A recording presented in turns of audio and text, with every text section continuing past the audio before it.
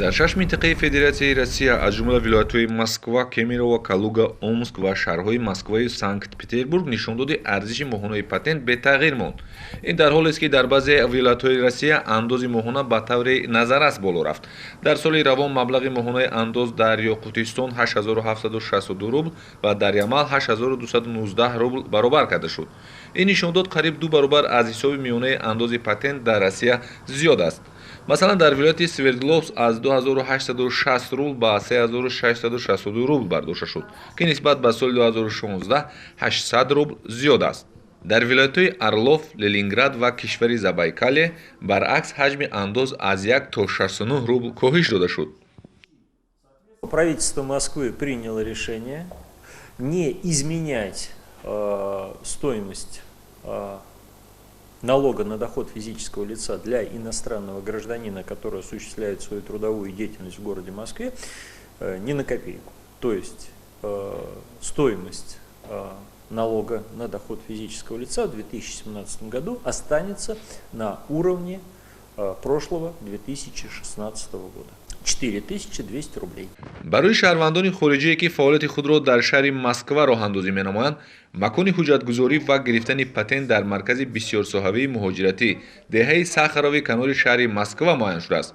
мувофиқи қонунгузории федералӣ наздики 2 сол мешавад ки муҳоҷирони меҳнатӣ барои гирифтани патент бояд сертификати донистани забони русӣ, таърих ва асосҳои қонунгузории Федератсияи Россия, маълумотномаи тиббӣ дар бораи надоштани бемориҳои хатарноки иҷтимоӣ, суғуртаи ихтиёрии тиббӣ ва расиди пешпардохти андоз аз даромади шахсони воқеъиро ба мақомоти дахлдор пешниҳод намоянд. вале дар баробари иҷрои тамоми талабот баъзан ҳангоми пардохти моҳонаи патент ба муҳоҷирон монеаҳо ба вуҷуд меоянд, ки бештари вақт чунин ҳолатҳо аз рӯи боварии онҳо ба миёнаравҳо сурат мегирад. бархе нафароне ҳастанд ки бо мақсади ба даст овардани маблағи муайян миёни муҳоҷирони меҳнатӣ худро ба ҳайси кӯмакрасон ва миёнарав муаррифӣ карданд, вале онҳо аксар вақт бо нишон додани хизмати хирсонаи худ муҳоҷиронро ба мушкилӣ рӯбарӯ месозанд. Я говорю сразу, что бывают такие случаи, когда люди не сами платят, а доверяют это кому-то. И, опять-таки, в этих случаях очень часто бывают случаи обмана. Когда человеку говорят, вот мы у тебя взяли 4200 рублей, и мы заплатили, не бойся, вот тебе квитанция. На самом деле такая квитанция может оказаться поддельной. Просто у человека были такие случаи, у человека взяли деньги, ему сказали, что все хорошо, заплатили, а на самом деле никакой проплаты просто-напросто не было. Хотя человек доверял, он считает, что его никто не обманывает, но вот он сам с удивлением понимает, что вот по документу, платежному, финансовому документу с таким-то номером, по такому-то ИНН, идентификационному номеру плательщика, эти деньги не проходили, соответственно, в бюджет они не поступали. Поэтому мы призываем всех граждан, первое, не бояться приезжать сюда. Мы в течение получаса, максимум часа проверим по всем базам данным все эти платежи. Дальше, если вдруг получилось, что он понял, что его действительно обманули, ничего страшного, можно сразу же оплатить за этот месяц и предъявить квитанцию.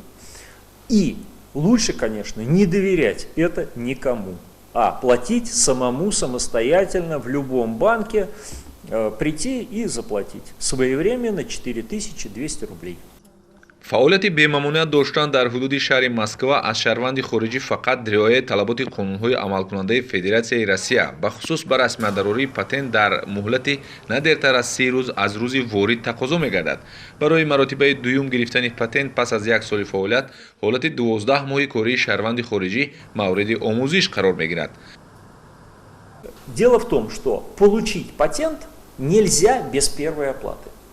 То есть, допустим, 10 числа определенного месяца Федеральная бывшая миграционная служба, а сейчас это Министерство внутренних дел Российской Федерации, приняло решение о выдаче гражданину Иванову трудового патента. Допустим, 10 числа. 10 числа они же напечатали этот патент, и мы уведомили СМС-уведомлением гражданина Иванова о том, что приезжайте, пожалуйста, в Сахарово, ваш патент уже готов. Но Гражданин Иванов не смог приехать ни 10, ни 11, ни 12. Он приехал через неделю. Чтобы получить этот патент, он сначала получает квитанцию на оплате в банке или в платежном терминале, и, как правило, здесь, это 99%, оплачивают вот этот самый первый взнос, налог на доход физического лица здесь. И только при предъявлении платежного вот этой отметки о платеже он в окошке получает этот самый патент. То есть, как правило, дата фактической, физической выдачи патента и дата первого платежа, они совпадают. Да, конечно, человек может чуть раньше оплатить, но позже оплатить он не сможет. Человек может оплатить только 1 месяц пребывания здесь, он может заплатить за 3 месяца, за полгода или сразу за 12 месяцев, то есть на весь период действия его патента. Если он оплатил сразу за 12 месяцев, естественно, у него есть вот эта самая отметка о платеже, он может явиться в территориальное подразделение МВД по месту своей регистрации, предъявить этот документ и, соответственно, получить регистрацию на весь срок оплаты, то есть на 12 месяцев. Но хочу заметить, что это не единственное условие оплаты. Если человек получил трудовой патент, он осуществляет трудовую деятельность, он должен также уведомить МВД о своей трудовой деятельности, то есть предъявить трудовой договор, тогда только будут все формальности соблюдены. намояндаги вазорати меҳнат муҳоҷират ва шуғли аҳолии ҷумҳурии тоҷикистон дар федератсияи россия оид ба муҳоҷират бо мақсади ҳифзи ҳуқуқу манфиатҳои шаҳрвандони ҷумҳурии тоҷикистон ҳамкориро бо муассисаи давлатии маркази бисёрсоҳаваи муҳоҷиратии шаҳри Москва ва дигар минтақаҳои федератсияи россия ҳамаҷониба мустаҳкам менамоянд. дар охири соли 2016 вобаста ба дафтари намояндагӣ аз ҷониби ҳамватанони мо муҳоҷирони меҳнатӣ ҳолатҳои пардохт нашудани андози моҳона ба назар расид, яъне ки муҳоҷир масалан тариқи терминалҳо ё ин ки бонкҳо андози моҳонаи патентро масалан пардохт кардааст, вале ин пардохтҳо ба суратҳисоби муқарраршуда ворид нагаштанд ва чунин муроҷиатҳо шуданд ва мо ба роҳбарияти маркази бисёрсоҳавии шаҳри Москав вохӯрӣ анҷом додем. тавре ба мо гуфтанд бо ҳамин сабаб ба таъхир гузошта шудани масалан пардохт, яъне патент бекор карда намешавад. дар сурате ки муҳоҷир сари вақт пули андози моҳонаи патентро супоридааст, ҳеҷ гоҳ патенти муҳоҷир бекор карда намешавад. яъне ин проблема ҳалли худро пайдо кард. мувофиқи қонунгузории федералӣ муқарраркунии ҳаҷми андози моҳонаи патент шурӯъ аз 1 январи соли 2015 ба салоҳияти маъмуриятҳои минтақавӣ вогузор карда шудааст. дар асоси моддаи 5 кодекси андози федератсияи россия меъёрҳои қонунгузорӣ оид ба андоз на пештар аз 1 моҳи нашри расмии он ва на дертар аз санаи 1 мавсими нави андоз қувваи қонунӣ пайдо мекунад.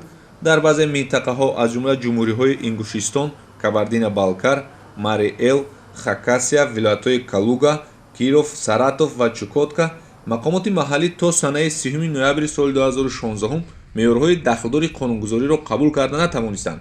дар минтақаҳои номбаршуда то инҷониб меъёрҳои мазкур дар ҳолати лоиҳа қарор дорад ва ин маънои онро дорад ки аз 1 январи соли 2017 дар минтақаҳои зикршуда ҳаҷми андоз бетағйир боқӣ мемонад.